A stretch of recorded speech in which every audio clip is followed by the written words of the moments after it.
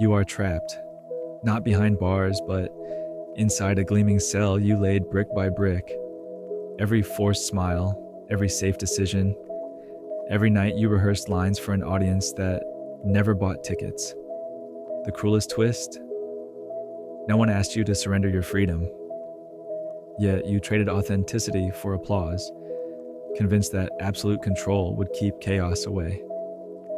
Michel de Montaigne saw through that illusion centuries ago, whispering from his solitary tower that control is a gilded lie, and the more you clutch it, the tighter it chokes you. So ask yourself, if the walls vanish tonight, would you recognize the person who walks out, or has the mask already fused to your skin? Control feels like security until you notice the leash is looped around your own throat.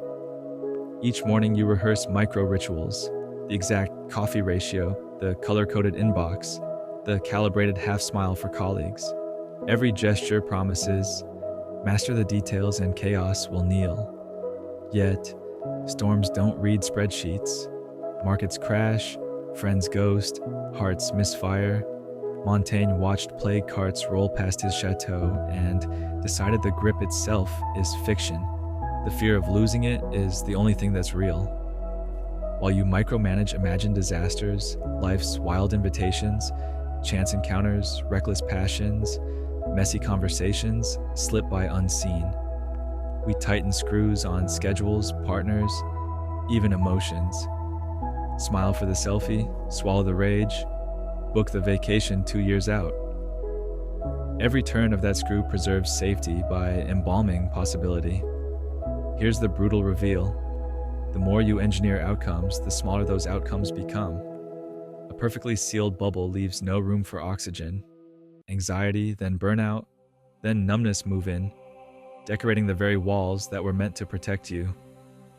Montaigne's antidote was scandalously simple. Step back, watch the parade without trying to conduct it. Detachment isn't apathy. It's the archer who releases the string knowing the arrow's flight is no longer his concern.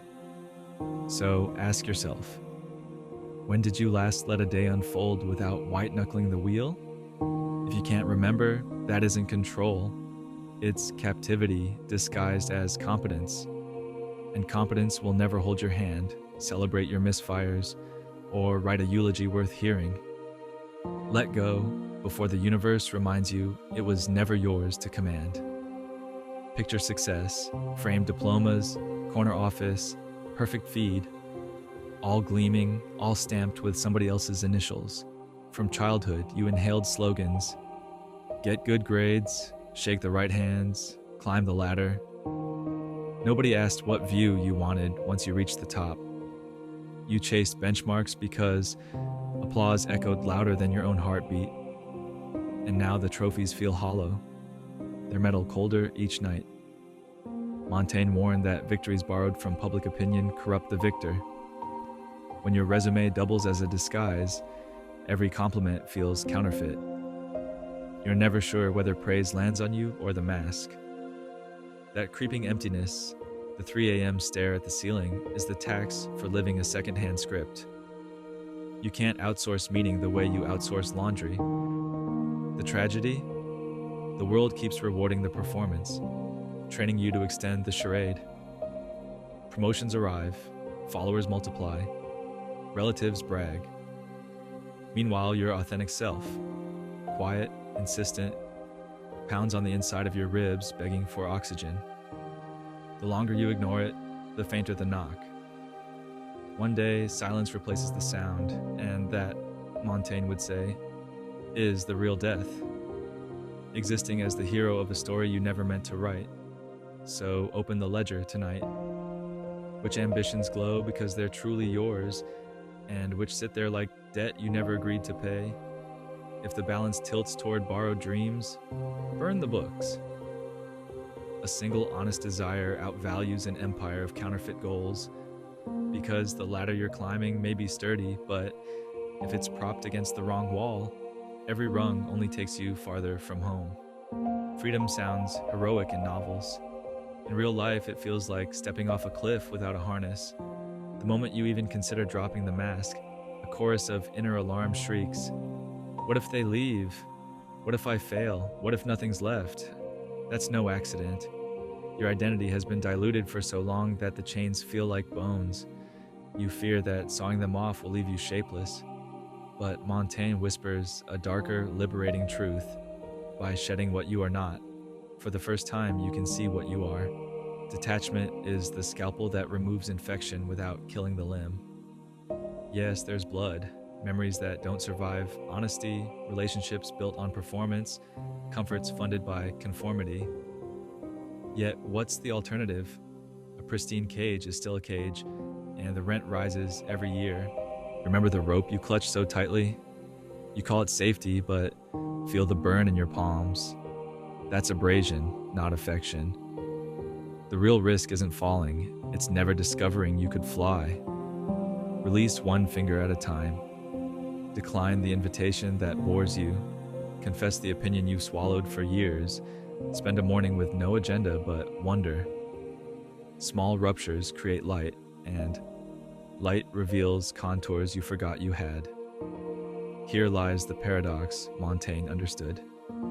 The instant you stop begging for control, life starts conspiring on your behalf. Opportunities you couldn't schedule appear unannounced. People tuned to your unfiltered frequency step out of the noise. Terror fades into thrill, and the cliff becomes a launch pad.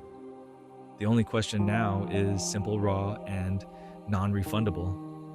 Will you loosen your grip before the rope finally snaps?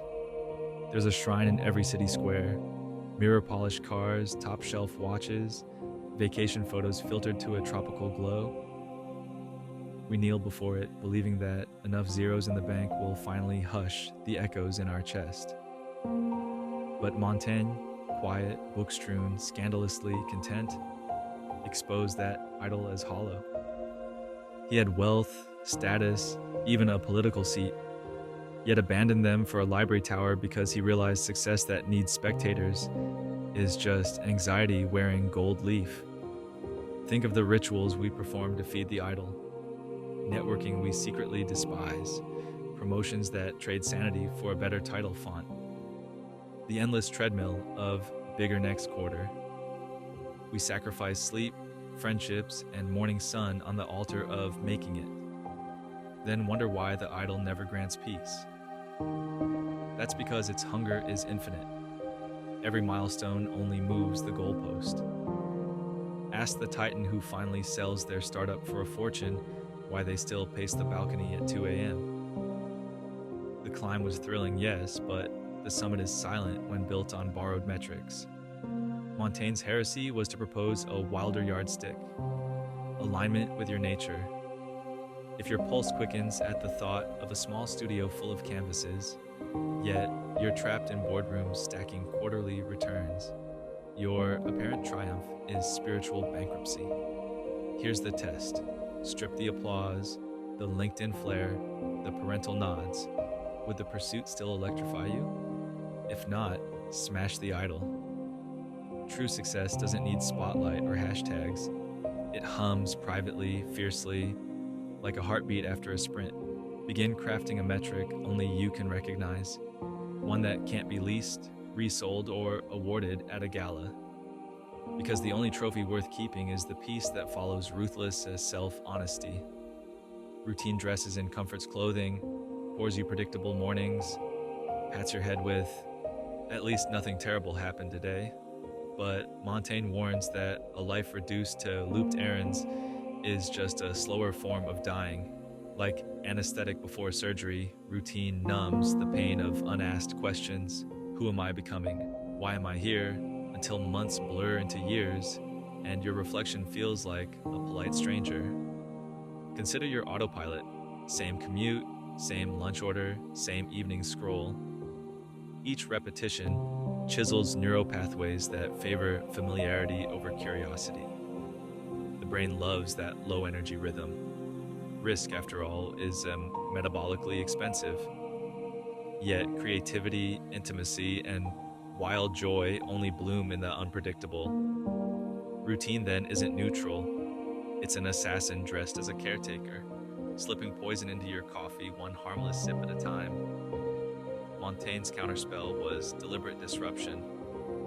He'd switch study topics mid-page, ride unfamiliar roads, dine with adversaries just to jolt his mind awake. What if you, today, took a detour home and let intuition choose the route? Or struck up a conversation with a barista about their secret ambition? Small rewrites fracture the loop, and through the cracks, daylight floods.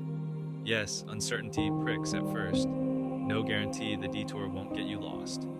But lost is precisely where discovery happens. A street mural that sparks a new idea, a stranger's story that reframes your own. Routine keeps you safe, freedom keeps you alive. So audit your day, highlight every action executed without conscious choice. Tomorrow, change one, then another, because life's richest chapters were never drafted in the margins of a checklist. Detach, Montaigne counseled, and skeptics scoffed, confusing his advice with coldness. But detachment doesn't bleach emotion, it liberates it. Picture holding a bird, grip too tight, and you crush its wings, palm too lax, and it falls. Detachment is the balanced hand. Love without possession, ambition without self-erasure. Most cling because they're terrified. We grip partners, jobs, identities, believing ownership guarantees permanence. Reality laughs, everything shifts, markets crash, lovers evolve, bodies age. Indifference shrugs and walks away. Detachment leans in, savoring the moment, precisely because it knows the moment will pass. It's tasting rain on your tongue without bottling the storm. Practice looks radical. Listening without mentally scripting your reply. Celebrating a friend's success without measuring your own worth. Telling your art, go, belong to whoever needs you, instead of hoarding it for praise. Detachment transforms relationships from barter, I give love if you validate me, into gift. I give because giving feels like breathing. That generosity magnetizes people and opportunities aligned with your core rather than your mask. Fear whispers, if I loosen my grip, I'll lose everything. But gripping is what erodes connection. Nobody enjoys being held like a possession. Montaigne released control and found deeper engagement. Writing that outlived him. Friendships untarnished by politics. A serenity invading every page of his essays. Try this experiment tonight. Hold a thought you treasure, your dream, your spouse's smile, and imagine it vanishing. Feel the sting. Then breathe, recognizing the gratitude beneath the fear. That's detachment's alchemy, turning potential loss into heightened presence. Indifference feels nothing. Detachment feels everything, then lets it flow. And in that flow, you discover the ultimate paradox. When you're willing to lose, you finally own nothing, and nothing owns you. Every dawn hands you a pen, but most of us scribble yesterday's script on repeat. We inherit plot lines, family myths, cultural mandates, headlines screaming who we're supposed to be, and call them destiny.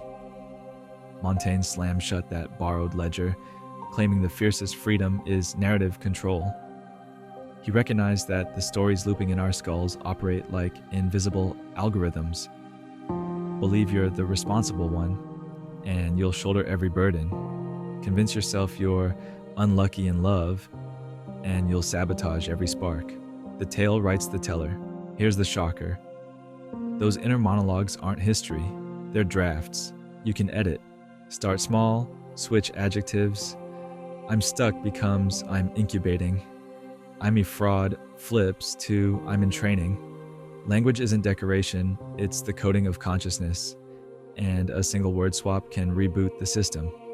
Montaigne used essaying, attempting, as perpetual revision, testing versions of himself on the page until the truest voice surfaced.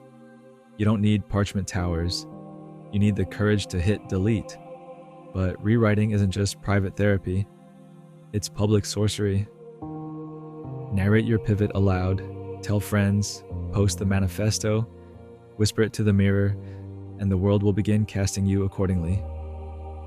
Opportunities that once ghosted you suddenly swipe, Write because your frequency changed. This is no magical thinking. It's social physics. People respond to the plot they perceive, and you are the only author with final cut. Remember, contradictions, plot twists, cliffhangers, keep them. The richest epics wobble before they soar. Your scars aren't typos, they're italics. So tonight, draft chapter 1 of the person you're becoming. Not perfect, just honest. The sequel begins the moment the pen lifts. You've toured the prison of control, the hollow halls of borrowed success, the sleepwalk of routine, and the perilous freedom of detachment. Now the lights come up and the stage is bare, because the next scene hasn't been written. That uncertainty used to terrify you.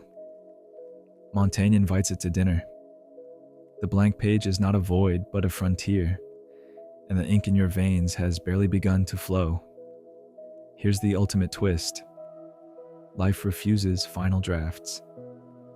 Every sunrise edits yesterday's triumph. Every heartbreak footnotes tomorrow's joy. If you cling to a completed script, you'll miss the improvisation that turns ordinary days into legends. So trade the armor of certainty for the thrill of revision. Drop one habit that deadens you, echo one truth you've buried, risk one laugh that's a little too loud. Small rewrites compound, and soon the story tilts toward wonder. Will you stumble? Guaranteed. Typos happen. But remember Montaigne's creed. I do not teach, I relate. Your job isn't to perfect the tale, it's to live it vividly enough that even the misprints glow. Detach from reviews, align with your nature, and measure success by the volume of genuine breath in your lungs. If any of this sparked a pulse, prove it. Type, I rewrite my story in the comments, and join a tribe of narrators bold enough to draft in real time. Then hit subscribe, smash the bell, and keep your pen uncapped. Because the next paragraph could upend everything you thought you knew about freedom. And I promise you'll want front row seats when it does.